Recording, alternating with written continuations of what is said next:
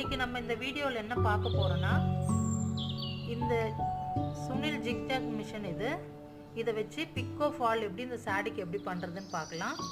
அதனுடைய அட்ஜஸ்ட்மெண்ட், இந்த மிஷினில் என்னென்ன அட்ஜஸ்ட்மெண்ட் பண்ணணுமோ அதெல்லாம் நான் முதல்ல சொல்கிறேன் வாங்க. இதை லூஸ் பண்ணி மேலே கீழே பண்ணால் மேலே கீழே போகும்.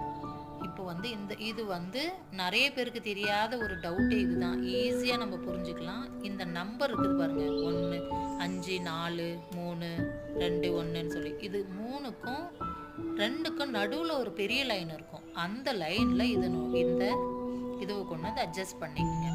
நெக்ஸ்ட்டு இதை பண்ணின உடனே அடுத்தது இங்கே வாங்க. இதுலேயும் சேம் 2க்கும் 3க்கும் நடுவில் ஒரு கேப் இருக்கும். அந்த கேப்பில் இதை நீங்கள் வச்சுடுங்க.